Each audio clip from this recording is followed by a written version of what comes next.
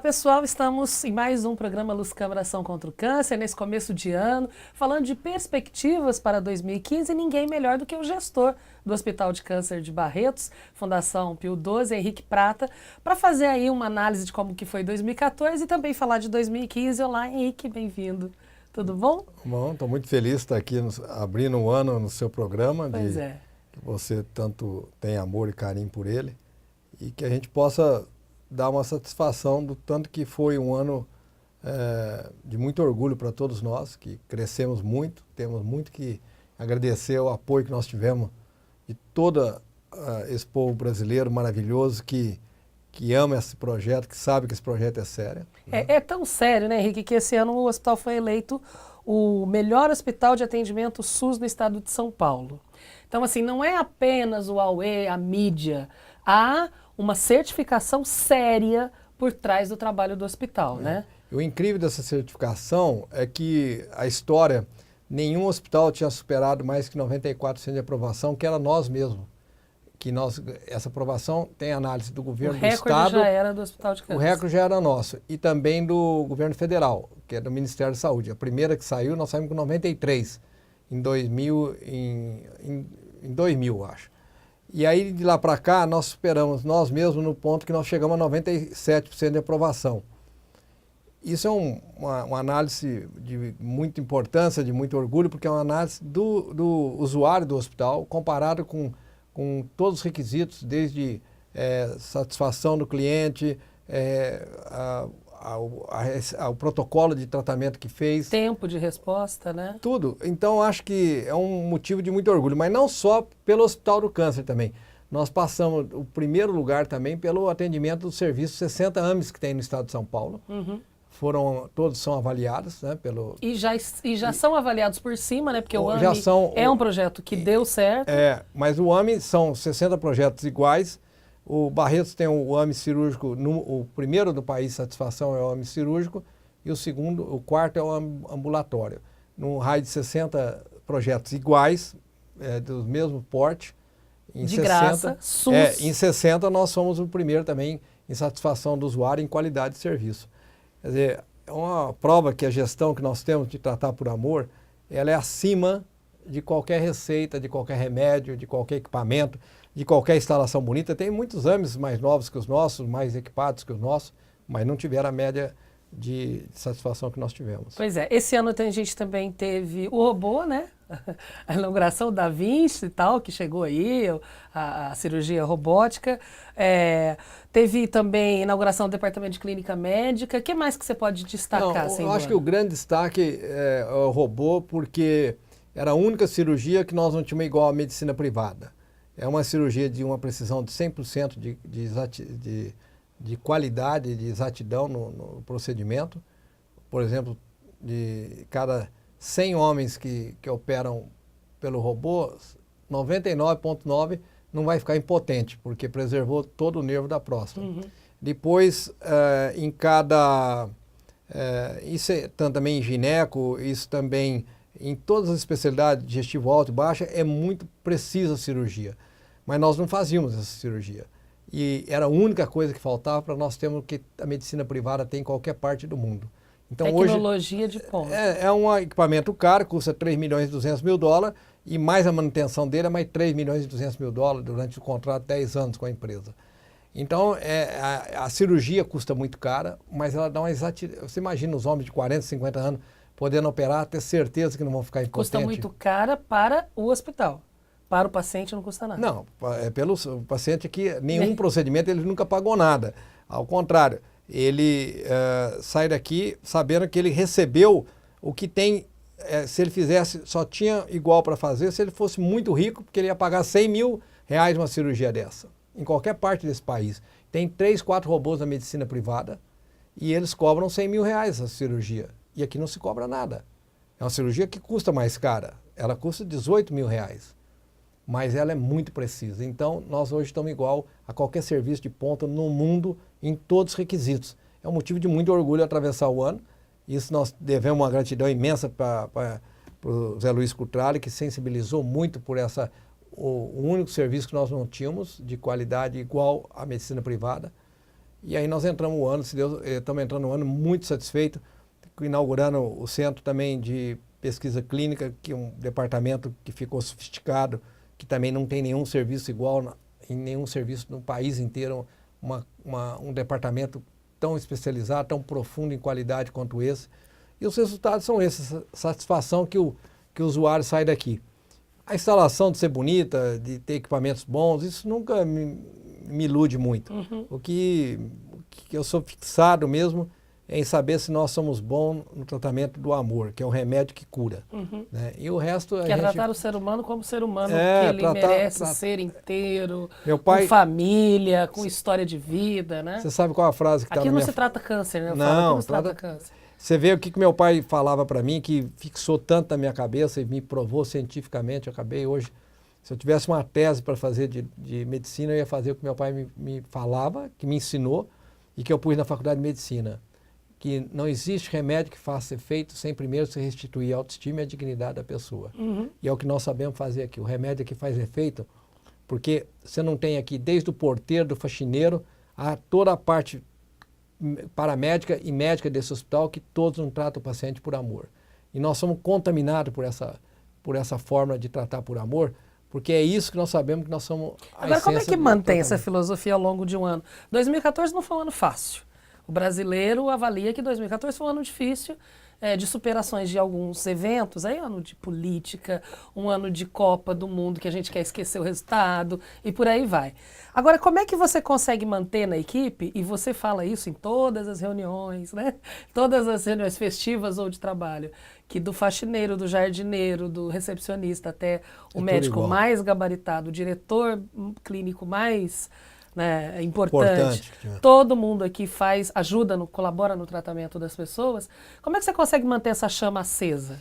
Eu acho que o segredo disso, eu falo isso bem até no livro, e o segredo disso, eu acho que é a capacidade que eu tenho e de demonstrar para todos eles, independente de quem seja cada um dos 3.500 colaboradores, todos eles, eu já olhei nos olhos dele, eu já conheço o coração dele, porque eles conhecem o meu coração, eu tomei café da manhã com eles, eu almocei com eles, eu sei quem são eles, sei por que eles estão aqui e sei dizer para eles por que eu estou aqui. Sei dizer para eles por que não é instalação bonita e nem remédio que resolve alguma coisa aqui. O que resolve aqui é a capacidade das pessoas amarem, respeitarem uns aos outros e doarem de si o que é de melhor, porque ela já veio com a vocação para fazer isso, porque ela é uma pessoa muito especial de ter enxergado a vontade de trabalhar num lugar onde já existe a doença das doenças mais graves. Então são pessoas escolhidas por Deus que vêm para cá. Para você ter uma ideia, nós estamos falando disso, eu te dar um exemplo típico. A semana passada, precisava de uma cientista, de uma pessoa de alta performance de pesquisa, uma das pessoas mais importantes do país, veio para cá porque leu o livro e se identificou com a filosofia dos ideais da vida dela, e largou tudo que ela tinha de melhor em São Paulo, em Campinas, e mudou para cá. Essa semana eu precisei de uma médica para substituir outra lá em Porto Velho. A médica apareceu, leu o livro, Acima de Tudo o Amor, não conhecia o hospital, largou tudo no Rio de Janeiro e está indo para Porto Velho. Pessoas que não precisavam nem conhecer o hospital. Porque ela achou esse livro porque alguém falou que ela é uma história de sucesso, de prova que a fé é muito superior a qualquer valor e qualquer dinheiro. Porque nós não temos dinheiro, mas nós temos a excelência de oferecer medicina de SUS. O amor atrai o amor. Oferecer medicina de SUS superior à medicina privada. Como isso existe sem não ter dinheiro? Mas por isso mesmo, porque uma obra de amor é uma obra de Deus.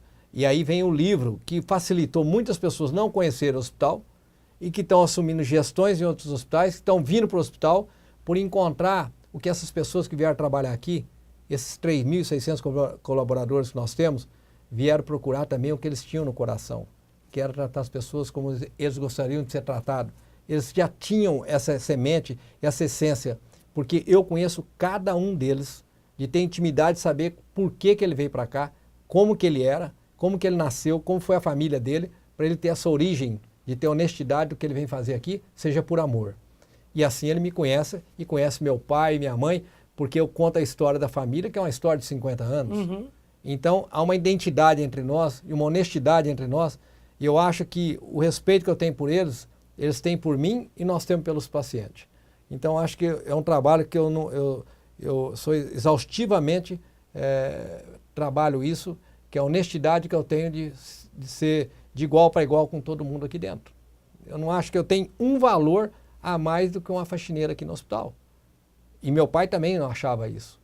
Porque nós sabemos que perante a Deus, cada um tem um dom, cada um tem uma capacidade. A minha é essa, a dela é aquela. Ninguém é melhor aqui que ninguém. E mesmo porque quando o paciente chega, se não tiver limpo, não adianta nada. Se não tiver a florzinha lá para receber, até o aquário, né? A gente tem as histórias das pessoas que se apegam aos peixinhos dos aquários espalhados pelas recepções. Mas a grande semente aqui é a disciplina que meu pai ensinou. Meu pai ensinou uma disciplina que não existe como a pessoa se sentir bem sem você pôr a mão nela. Meu pai nunca atendeu um paciente, nunca deu visita num quarto de um paciente sem tocar o paciente. É isso que contaminou os discípulos mais velhos do meu pai, que é o Zé Elias, que é o Rafael, que é o Zaparoli. Esses médicos viram um homem que veio da medicina com um título de doutor de São Paulo, nos anos 50. Papai em 51 já era doutor em medicina, podia estar de salto alto, mas ele era tão humilde que ele sentava na cama e punha a mão na perna e no ombro do paciente para conversar com o paciente. Ele não é... Só a roupa de branca já faz as pessoas achar que aquele homem que vai salvar, que vai tirar aquele tumor, já é um Deus. Ele nunca deixou isso acontecer. Uhum. Então, é a humildade dele que fez a filosofia da instituição ser provada, que é o amor que cura. Bem, a gente tem algumas novidades para 2015. Nós vamos fazer um intervalo necessário neste momento e daqui a pouquinho a gente volta com essas novidades. Como é que em 2015 esse amor que é espalhado pelo hospital vai ser consolidado?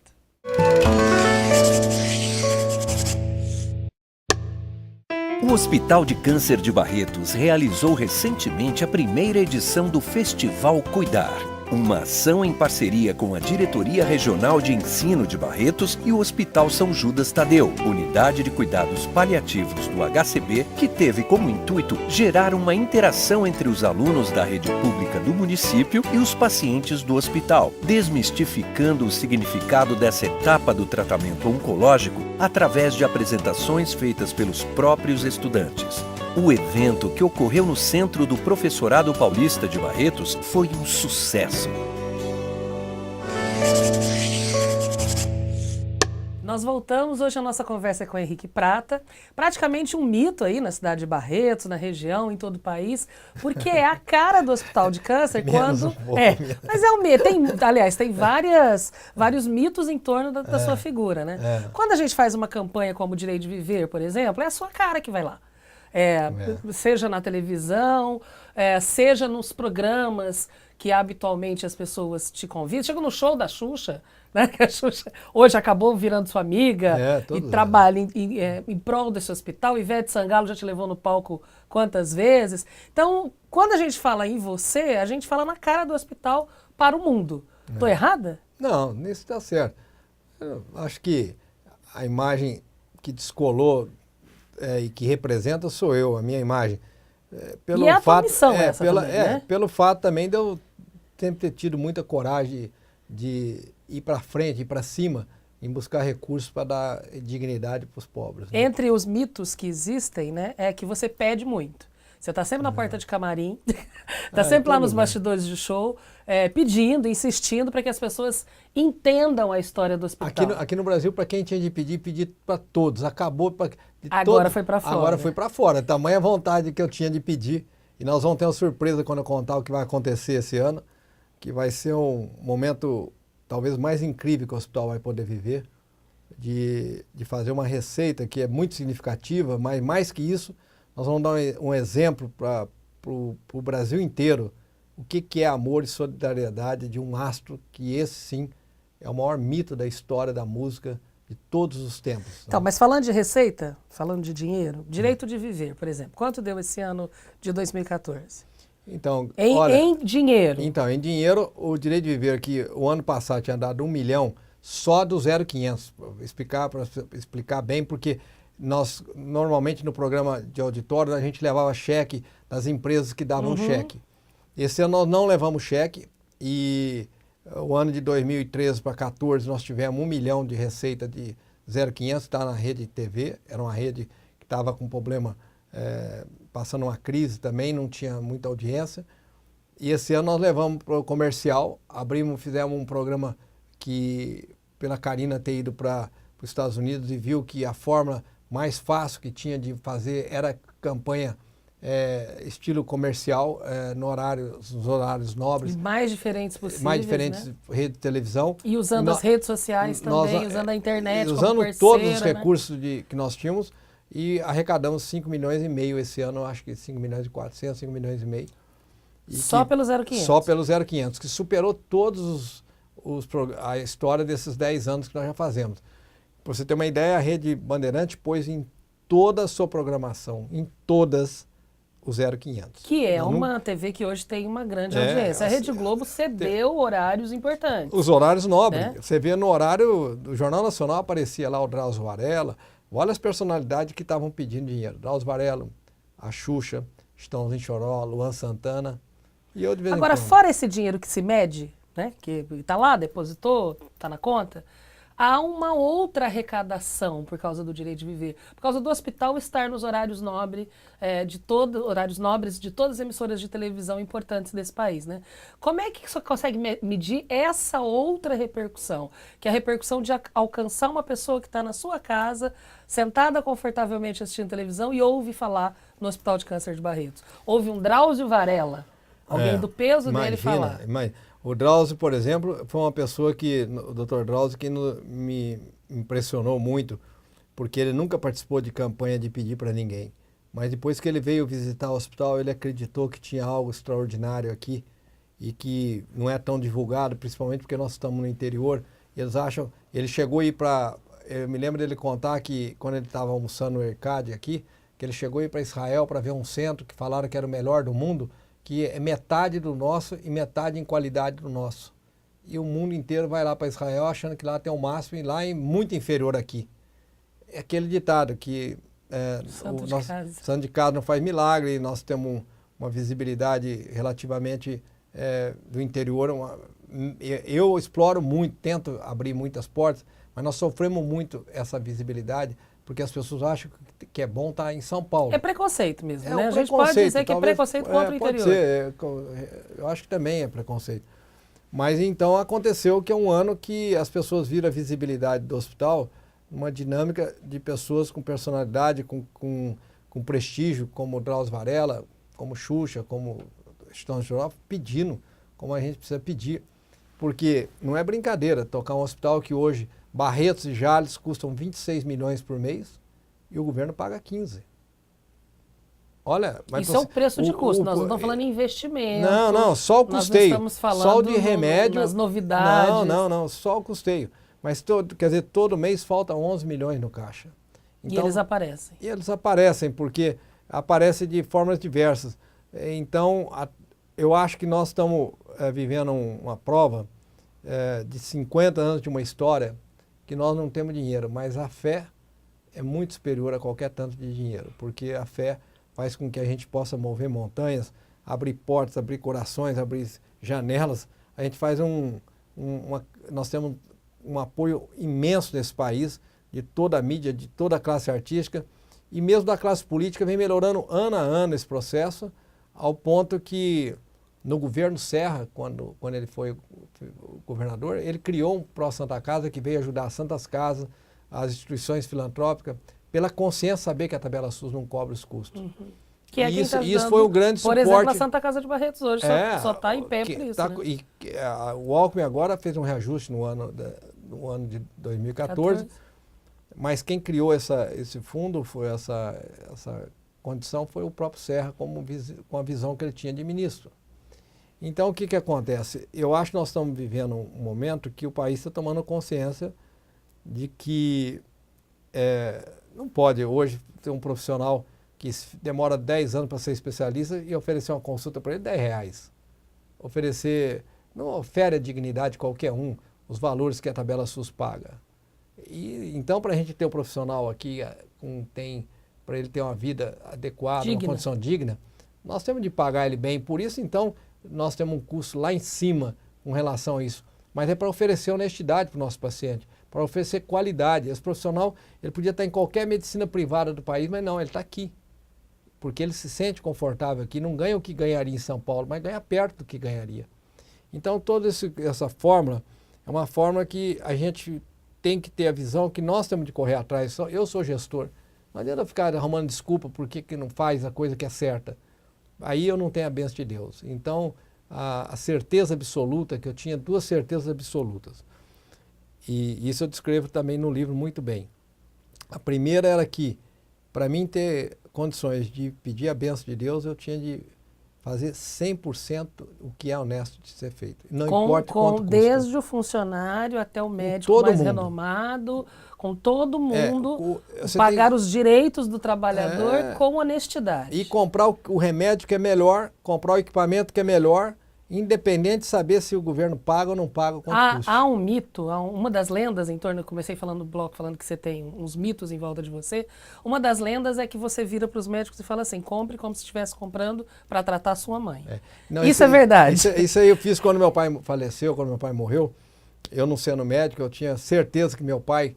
Eu me lembro que na primeira discussão que eu tive com meu pai no hospital, quando eu assumi, eu falei, você quebrou porque você compra um remédio importado que custa R$1.000 e tem um nacional que custa R$100, R$200. Você não compra o nacional? Ele falou, porque eu não usaria nem na minha mãe, nem em mim, nem num filho, nem em ninguém. O remédio não tem conteúdo, é falso. E os remédios eram falsos até 1997, até o Serra ser, até 99, o Serra ser ministro que ele criou a Anvisa. Não tinha fiscalização. Os remédios produzidos no país eram de câncer, todos eram falsos. Meu pai nunca deixou usar. Então, tamanha honestidade que ele tinha de saber, eu não sou médico, então o que eu falei para os médicos? Olha, só tem um jeito de vocês trabalharem comigo. Se eu descobrir que vocês não buscaram o que é de melhor, o que vocês usariam para o seu pai, para sua mãe, para o seu filho, como meu pai fez a vida inteira, se eu descobrir, vocês vão cair perto do emprego comigo. Vocês têm que buscar tudo que é de melhor, o que é de mais honesto. Mas falou, mas nós vamos te quebrar com isso. Eu falei, mas isso é problema meu. É a minha forma de eu ter intimidade com Deus, de eu ter moral como meu pai teve. De poder ter certeza que eu tenho a bênção de Deus para buscar recursos na honestidade, que nós temos de praticar honestidade para as pessoas. Desde a alimentação servida no hospital, desde a água servida no hospital. Tudo, absolutamente tudo no hospital sempre foi com essa característica de ter honestidade, de que a gente estivesse fazendo... porque eu sei quando a pessoa pensa que é para a própria família, ela fala, bom, mas tem um remédio que custa R$20.000. E daí? Eu vou lá buscar, Eu né? vou lá buscar, porque se esse paciente precisa, se eu não buscar ele, eu não tenho honestidade perante a Deus. E é isso que eu acho que eu tenho a bênção de Deus desde a hora que eu assumi, porque eu segui a mesma cartilha, a mesma disciplina, os mesmos valores que meu pai tinha. E eu não sou médico, então eu fico dependente disso, mas tenho muito orgulho que a minha equipe foi audaciosa e buscou todos os melhores equipamentos, todos os melhores remédios que existem no mundo estão aqui em Barretos. Bem, e aí essa história de contaminar a equipe, contaminar os artistas, contaminar todo mundo com essa filosofia de entrega, acabou chegando a um nível, que você falou no meio do bloco, maior do que a gente esperava. Contaminou uma personagem aí mundial chamada Garth Brooks. Eu quero que você conte essa história, mas não é agora não. Essa história é talvez a cereja do bolo desse programa. Então eu, se fosse você, esperaria aí 2 minutinhos na poltrona que a gente já volta.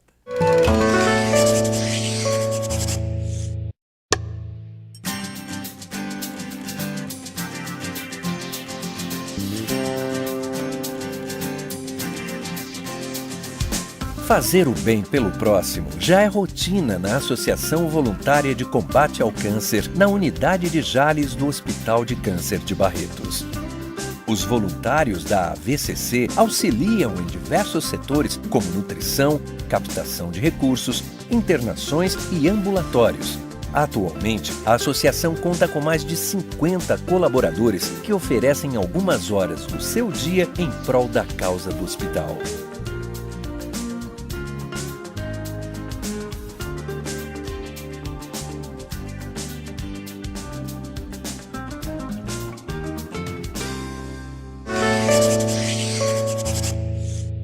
Nós voltamos com o programa Luz, Câmara, Ação contra o Câncer, hoje falando sobre assuntos interessantíssimos com o Henrique Prata, o gestor do Hospital de Câncer de Barretos, e agora ele vai contar a história do ano. A gente começa 2015 com uma novidade, assim, espetacular, eu posso dizer. A palavra é exatamente essa, né? Espetacular.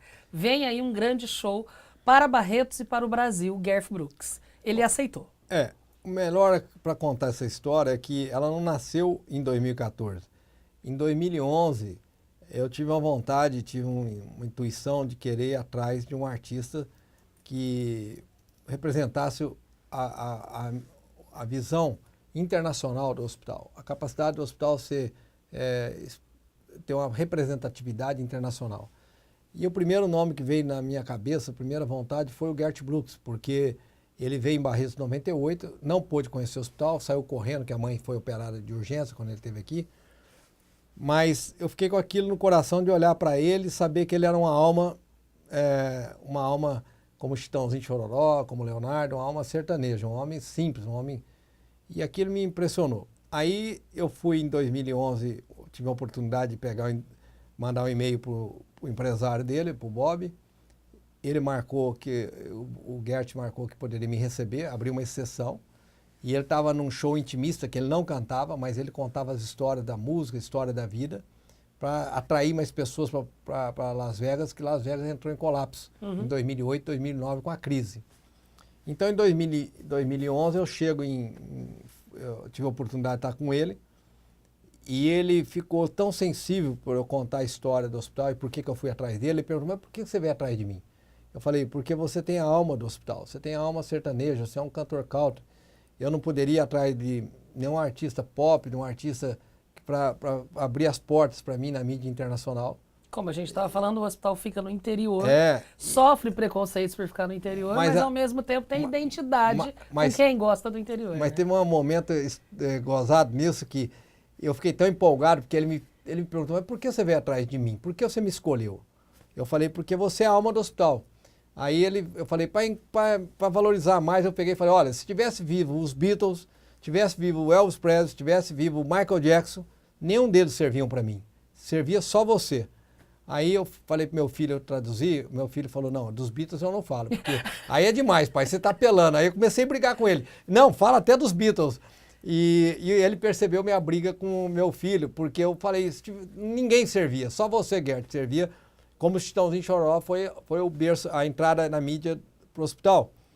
E ele achou tão divertida aquela briga minha com meu filho, e ele foi muito humilde de pedir para mim, primeiro, contar por que eu fazia isso, de que origem que era a minha família, por que nós éramos do interior, por que nós éramos caipira da roça e tal, e por que eu fazia aquilo.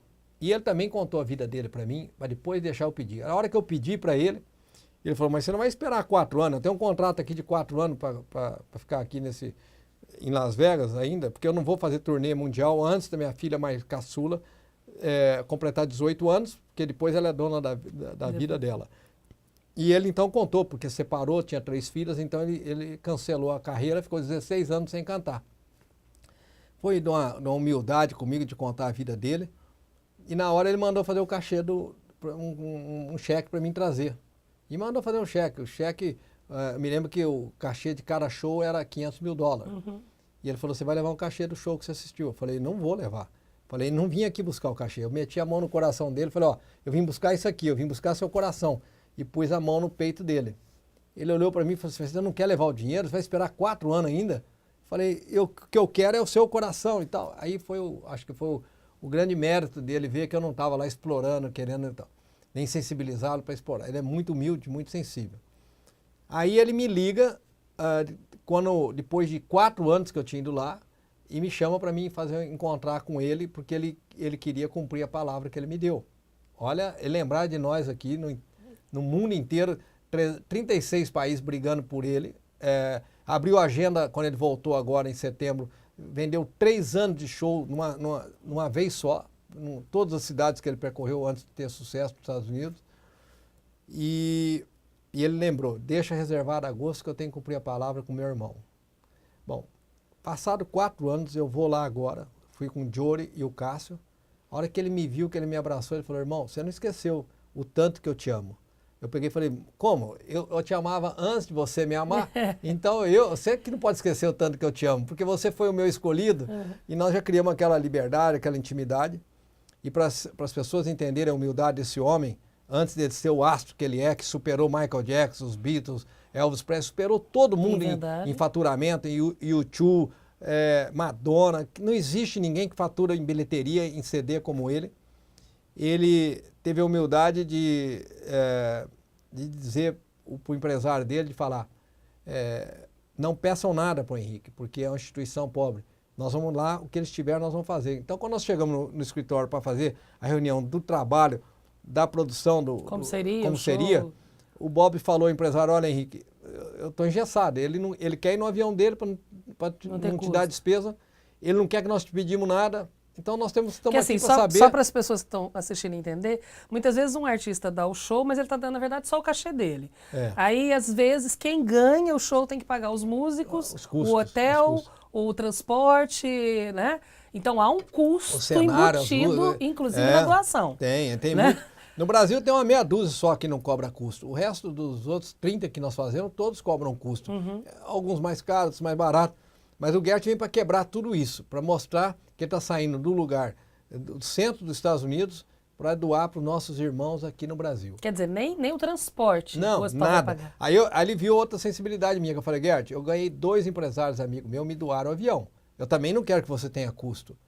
Eu não quero que você tenha custo. Aí ele falou, não, mas não precisa, você não precisa. Eu falei, não, mas eles estão me dando para ajudar o hospital também. É o que eles têm, a ferramenta deles. Eu também não quero te dar custo. Então isso ele vê sempre o cuidado que eu tenho de não explorar muito ele. Como eu não exploro ninguém. Pegar a essência dele, que é o coração dele e o exemplo dele. Mas o mais bonito foi que aí na hora que ele doou, na reunião de produção, vi uma sensibilidade dele, ele virou e falou, Henrique, que você... Eu falei, eu quero te mostrar o que eu vou fazer com o dinheiro. Ele falou, eu não quero ver o que você vai fazer com o dinheiro. Eu sei quem você é e sei o que você está fazendo. Então, eu falei, não, mas eu faço questão, vou pôr o dinheiro num projeto da Amazonas que eu estou construindo em Porto Velho, para deixar 3.000 pessoas descem por mês da Amazonas para tratar em Barretos. Esse projeto, desse dinheiro, vai ajudar a gente a construir a internação do projeto na Amazonas. Aí ele falou, bom, para mim, onde você pôr o dinheiro, para mim é insignificante, eu quero ajudar. E aí eu pedi para ele se ele podia deixar o Chitãozinho Chororó, que era a abertura da história da música no hospital, e o Sorocaba, que eu contei para ele em 2011, que Sorocaba, inspirado nele e imitando ele, era o maior sucesso em 2011 no país. Aí ele falou, Henrique, não só pode fazer o que você quiser, pôr os artistas que você quiser, no show, fazer o que você quiser, como também, se você quiser, eu aprendo português e canto a música deles em português. Aí eu falei, não, Gert, aí é demais. Muito, né? Olha a humildade dele. Aí eu contei pro Choró, o Choró não dormiu à noite. Ninguém dormiu quando soube disso. Imagina. Mas eu mesmo falei, isso também não... Eu falei... Como assim? Eu falo, o Chitãozinho e Chororó são nossos ídolos. Agora, o Gert é ídolo deles. É ídolo dele. Né? Aí eu contei pro Choró, o Choró não dormiu à noite. Ninguém dormiu quando eu passei. A humildade dele... Não, Henrique, eu aprendo a cantar em português. Eu falei, não, Gert, aí é demais também. Você vai, com todo o turnê mundial seu, você vai aprender português para cantar em português? Não precisa. Eles vão cantar com você e tal. Então, os dois estão indo para lá agora para fazer um clipe junto, para fazer uma música junto e vir fomentar a mídia no Brasil. E quando é que vai ser o show, Henrique? Deve ser 15 de agosto ou 22 de agosto. Nós vamos tá divulgar amplamente do clube, isso. Do clube da data certa, mas vai ser uma coisa de uma importância muito grande para o hospital e para o clube dos independentes, pelo prestígio, a finalidade de mostrar... E até hoje a gente costuma dizer, eu trabalhei, você sabe muito bem, eu trabalhei na Festa Peão há alguns anos também, na divulgação da festa. Muitos anos. E a gente costuma dizer que 1998 é uma data histórica, porque nunca se viu o Parque do Peão daquela forma. Né? Não só lotado, mas depois. Lotado como uma alegria, uma felicidade, marcou a vida das pessoas que estiveram ali, né? Eu acho que hoje nós vamos ter, já estou tendo pessoas reservando ingressos para vir de Manaus e de Porto Alegre, para você ter uma ideia. Brasil todo, só pelo WhatsApp que nós mandamos aviso por aí, e eu acho que vai ser uma surpresa para nós, no sentido de mostrar que como é que alguém pode ter tanta solidariedade, a frase que eu quero escrever nos cartazes é essa. é a maior prova de que todos somos irmãos. Porque, olha bem, eu falei isso para ele depois que eu estava saindo, eu falei, Gert, lembrar você, a Madonna foi no Brasil, levou 10 milhões de dólares do Eike Batista para os Estados Unidos. Um país rico, tem muito dinheiro e todo mundo ajuda. Uhum. O empresariado, o governo, é um país que tem leis e é sério. Agora, no nosso país, que é tudo carente, ele nunca um rico deu essa importância na nossa obra. E não, você está levando, ao contrário, você vai levar 10 milhões de dólares para o Brasil pela sua disponibilidade e pela prova de que todos somos irmãos. Porque você podia, a demonstração dessa humildade sua de lá é mais importante que o dinheiro. Porque vai ser uma demonstração de valores que nós precisamos acreditar que, porque tem que ter solidariedade, e o exemplo dele fazer isso é a prova muito clara de que nós somos irmãos. Ele não viu distinção de nós somos brasileiros, temos dificuldade com ser americano, com isso aqui. É uma prova de irmandade que ele está fazendo, é uma prova, um gesto muito bonito, muito mais bonito que o dinheiro. E é cheio de humildade, ele completamente diferente do que qualquer ser humano que eu conheci na minha vida. É mesmo?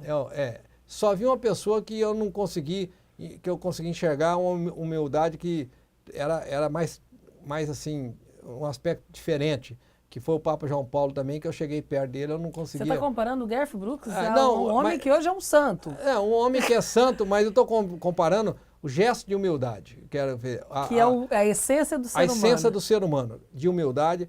Eu vi no João Paulo II, que me tornou para mim uma pessoa de uma forma que eu não conseguia achar quem fosse mais humilde que ele. E depois dele, que eu conheci agora, foi o Garth Brooks, que é uma pessoa que a humildade dele, você vendo quem ele é no show, quem ele é nos Estados Unidos, abriu a agenda dele, por exemplo, depois de 16 anos que ele não cantava, abriu a agenda dele em Chicago. Ora, o U2 tinha passado lá com o auge do sucesso, vendeu cinco dias seguidos. O Michael Jackson, 4. O Elvis Presley, na época dele, 5, 4. Os Beatles, quem passou lá, vendeu 5 dias naquele estádio. O Garth voltou depois de 16 anos, abriu, vendeu 11 dias. Tudo ele está pondo o dobro da história de qualquer artista. Você vai falar com ele, é mais simples que qualquer jardineiro. Então, qualquer jardineiro que nós tivemos aqui no hospital. Então está explicado o sucesso dele. Está explicado, tá aí, é humildade, é um ser humano incrível, ajuda todo mundo. Ele chega no show acompanhado com pessoas deficientes, vestida de assistente, tratando todo mundo por igual, não deixa ninguém se sentir inferiorizado. E vai vir, né? Em agosto ele está aqui com a gente. Se Deus quiser, em agosto. Essa história é uma história também, dá outro livro até. A gente vai falar do livro daqui a pouquinho. Daqui a pouco. A gente vai fazer um intervalo agora. Nós temos que falar também do show do Jorge Mateus, que está aí, já daqui uns dias praticamente. Mas um intervalo, só para você tomar uma água, né? Se recompor dessa história e a gente já volta.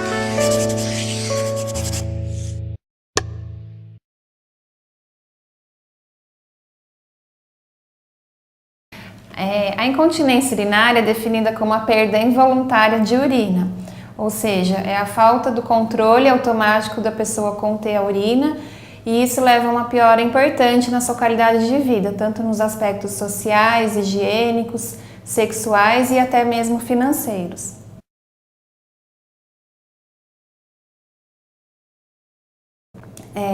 Tanto os homens quanto as mulheres podem desenvolver o problema de incontinência urinária. Nos homens, geralmente ela é ligada muito ao tratamento do câncer de próstata, em que a remoção da próstata pode ocasionar lesão na musculatura que controla a urina no homem. Nas mulheres, ela é muito comum nas mulheres com a idade mais avançada, por fraqueza muscular do assoalho pélvico, nas mulheres que tiveram alto número de parto, principalmente parto normal, e nas mulheres já na menopausa, que tem carência de alguns hormônios que interferem na força muscular do assoalho pélvico. Mas é um problema que pode acontecer tanto na população feminina quanto masculina.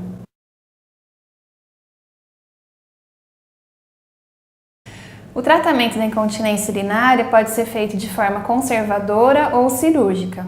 A primeira opção de tratamento é sempre a forma conservadora, em que consiste basicamente de fisioterapia.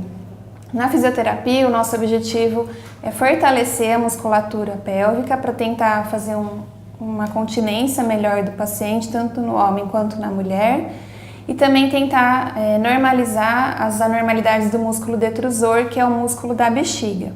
Nos casos em que um tratamento conservador falha, a opção então é o tratamento cirúrgico, que consiste de técnicas que busquem comprimir a uretra, que é o canal da urina, que leva a urina para o meio externo. As técnicas cirúrgicas consistem nos slings, nas cirurgias de períneo e em outras atividades cirúrgicas da parte urológica. Nós voltamos para o último bloco, infelizmente, desse programa, mas ainda temos novidade, hoje recebendo o Henrique Prata. No bloco anterior, nós falávamos da grande novidade deste ano, que é o show do Garth Brooks em agosto, mas antes disso a gente tem um show em Barretos, no Berrantão, para esse público nosso aqui da nossa região, que também é um show inesquecível, Jorge Mateus no auge do sucesso, doando completamente um show para o hospital, né?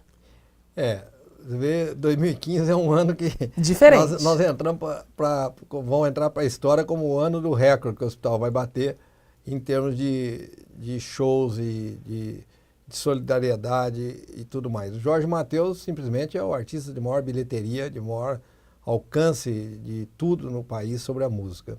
É o maior artista, são os maiores artistas do momento, dos últimos 5 anos.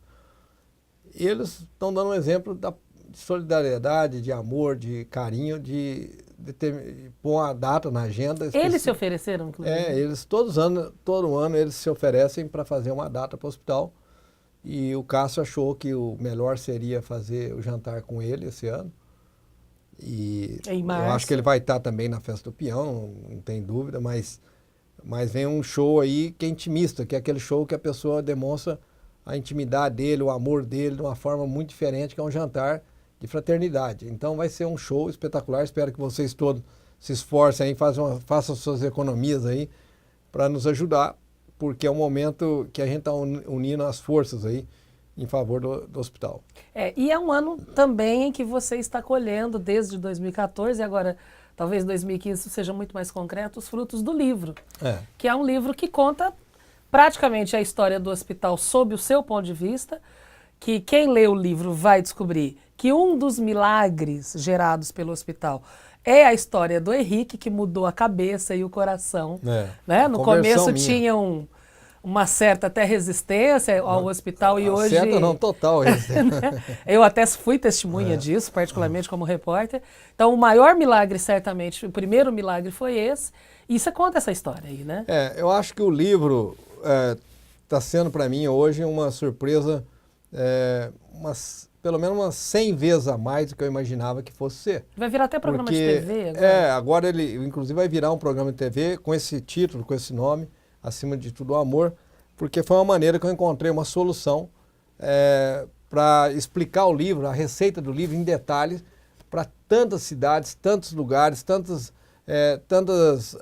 hospitais que estão copiando a nossa receita. Eu estou super orgulhoso de saber que o livro atingiu um ponto muito mais alto que eu imaginava. Para você ter uma ideia, a decisão do programa já foi também outra vez um sonho que eu tive de uma solução que está me angustiando. Eu não consigo, eu sou executivo de trabalhar com gestão, com pessoas, de ter que conversar com todo mundo e não tenho tempo, não me aposentei para ficar dando palestra. Mas mesmo assim eu sou muito cobrado em muitos lugares de eu fomentar a história do hospital, para dar exemplo. Porque as pessoas leem o livro e querem falar com você, querem que você vá lá dar o seu depoimento pessoalmente. Mas olha o incrível, a semana que eu decidi fazer o programa, uma cidade que eu estava muito angustiado, porque o norte do Mato Grosso, o norte, Amazonas, vamos dizer, o norte e nordeste do país é muito pobre, e Amazonas descobriu, através de pessoas que não visitaram nem Porto Velho, nem Barretos, lendo o livro, uma forma de nos ajudar porque eu tinha um sonho, já estava enfrentando a dificuldade de ter uma unidade pequenininha que atende lá, eu tenho 2.500 metros quadrados, um hospital que está atendendo uma parte do câncer lá. Eu queria atender todo o câncer lá, para as pessoas deixarem de vir de lá. Vem 3.000 pessoas por mês da Amazonas para Barretos. Num sacrifício danado. E num sacrifício de 3, 4 mil quilômetros de distância. Então eu estava sensível a isso. As pessoas que leram o livro da Amazonas já depositaram na conta do hospital, esse 2015 agora, vão depositar 5,5 milhões. Eu começo uma obra de construir um projeto de 20 mil metros quadrados de um hospital na Amazonas, com dinheiro em caixa do livro. pessoas que não conheceram o hospital nem de Barretos e nem o próprio de Porto Velho. E o livro motivou eles a fazer isso. E o mais incrível, muitas e muitas cidades nesse país estão lendo o livro e estão tendo coragem de assumir gestão também na área de saúde, de pessoas leigas que acreditam que também como leigo pode salvar a vida. O maior exemplo foi agora em Florianópolis, 30 empresários que leram o livro, um deu para o outro, passou para o outro, no fim os 30 compraram o livro. E essas histórias têm chegado a você? Não, essa história foi impressionante, porque eles agora foi questão de 15 dias atrás, eles terminaram de ler o livro, ficaram me procurando, e sem falar comigo, mas pela coragem que o livro mostrou que eles como leigo poderiam salvar vidas, assumiram um hospital que estava com todas as portas para fechar naquele mês. Acho que é Irmãs Carmelitas, não sei qual congregação que é religiosa, mas tinha dado aviso prévio e mandado todo mundo embora. Ia fechar um hospital dentro de Florianópolis. Num país como o nosso. Num país carente. Aí eles leram o livro e os 30 assumiram a gestão do hospital. E eles então me cobravam que eu fosse lá para aprofundar a receita do livro.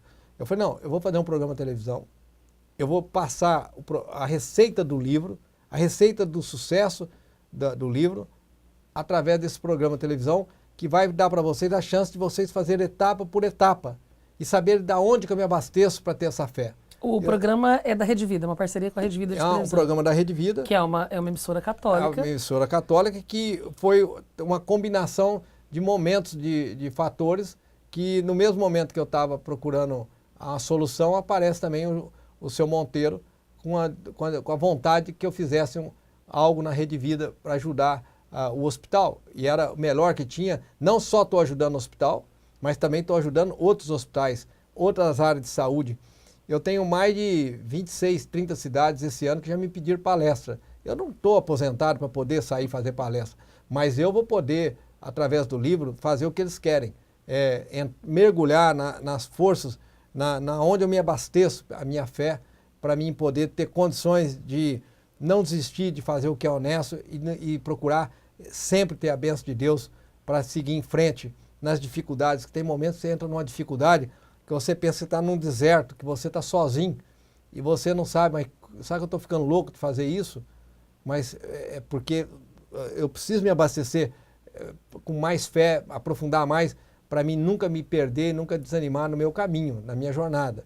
Então, todo o segredo que eu tenho de vida, o exemplo de vida que eu tenho, eu vou mostrar no programa. Que eu vou ser como assessorado. É que vai ser esse programa? E então, a partir de quando? Ele deve ser a partir de fevereiro, mas eu vou ter 2 assessores que eu sempre tive. Meu pai sempre teve um diretor espiritual. Eu achei que eu era mais fraco, eu preciso de 2. Então vou ter um diretor espiritual que para mim é o Dom Antônio da história do livro da minha vida, que está em São Paulo, que é o Padre Fernando Tadeu, que algumas pessoas já conhecem. É um santo homem de Deus, é um filho de São Judas Tadeu, que chama Tadeu porque nasceu de 7 meses com rubéola, era para morrer. A mãe consagrou para São Judas e ele está aí, um homem de Deus. E depois o outro vai ser uma pessoa que Barretos inteira conhece, que eu sei que todo mundo gosta e é apaixonado por ele, porque é também um homem santo espelhado no exemplo na vida de outro santo, que é espelhado na vida do Padre André, que é o nosso querido Padre Túlio, que vai estar do meu lado. Padre Túlio e Padre Fernando são meus 2 diretores espiritual e são 2 pessoas especiais que vão responder profundamente, ensinar profundamente todos nós que somos cristãos, como é que a gente busca essa energia para poder não desanimar nas horas difíceis que nós vamos encontrar na vida. Então o programa vai ser um sucesso porque vai ser uma receita do bolo. Vai ser em detalhes como se faz uma gestão com apoio na fé e não apoio no dinheiro. Nenhum de nós temos chance de depois de dizer que não fizemos o que é certo porque não tinha dinheiro. Porque com a fé você faz o que você quiser e a prova maior é isso. E é um programa também muito ecumênico, que nós vamos trazer projetos de sucesso que sejam evangélicos, que tenham prova de ser amor, que tenham fé. Nós não estamos falando de religião, sejam cristãos. Né? Um programa de cristão, e que exemplos que sejam de motivar outros cristãos a assumir a responsabilidade que nós temos pelos dons de ter a vida, simplesmente. E ter a vida com saúde, muito mais compromisso que nós teremos de ter com amor ao próximo. Então o programa vai ser um recheio de coisas interessantes, de provas, eu vou ter provas de programas, de ações e entidades muito mais profundas na fé que a nossa. vai ser um programa muito bonito que vem por aí. Que bom. E o que você fica de mensagem para 2015, além dessa que você acabou de dar, de que toda gestão que é feita a partir da fé, do amor, ela não precisa de dinheiro, o dinheiro vem, né? O dinheiro é só uma consequência. Mas, e para as pessoas que estão nos assistindo? Olha, esses dias eu falei uma coisa... E a gente tem, Henrique, os mais diferentes seguidores desse programa. Eu acho que foi até nesse canal de televisão de Barretos que eu falei uma frase que repercutiu muito efeito. Eu falo que nós todos tomamos consciência em 2015 de ninguém mais pare de fazer ações, de assumir gestões na área, principalmente de saúde, com interesse de se promover politicamente. Deixe para as pessoas fazerem área de filantropia, pessoas que gostam de gente. Essa frase repercutiu efeito até nos evangélicos, que foram 2, 3 evangélicos falar para mim do efeito dessa frase. Porque a gestão que não dão certo, são de saúde principalmente, são pessoas que estão ali com interesse de se promover, de querer ser político, querer ser... É isso que é o errado na saúde. Deixa para as pessoas fazerem gestão. Nós temos exemplo nas creches de sucesso, em tantas obras de filantropia de sucesso. Vai ver quem são as pessoas. São pessoas que gostam de gente, pessoas que não estão ali para ser candidata a nada. Por isso que a obra dela tem sucesso, por isso que ela tem força de estar ali. Nós temos tantas provas aqui em Barretos de sucesso de pessoas que gostam de gente. E para nós ver se todo mundo toma consciência.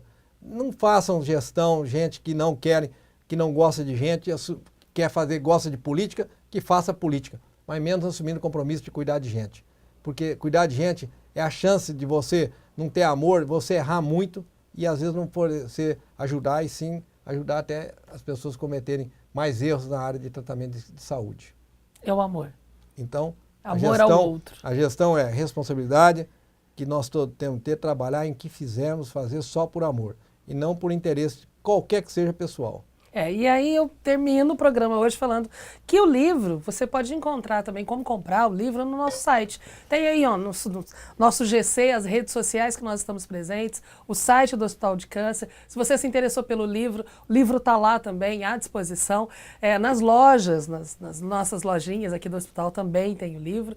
E nós voltamos no próximo programa. Obrigada hoje por acompanhar, ficou sabendo de muitas novidades. A gente se encontra no próximo. Até lá.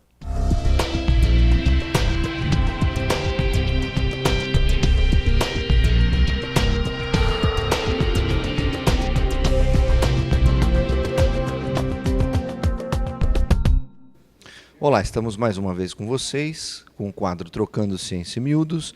Nós temos hoje como convidado o Dr. Gustavo Dix, ele que é médico oncologista aqui da Fundação Pio XII e trabalha com câncer de cabeça e pescoço e câncer da parte torácica.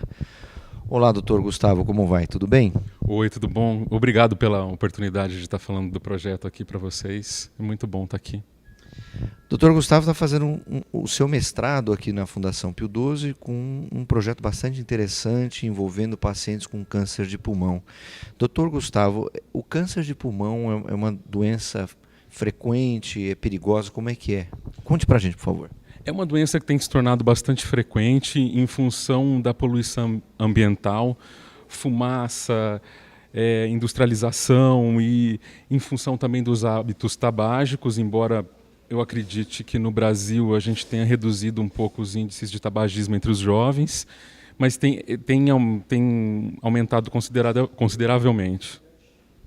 E o seu estudo ele está focando especificamente os pacientes que têm câncer de pulmão.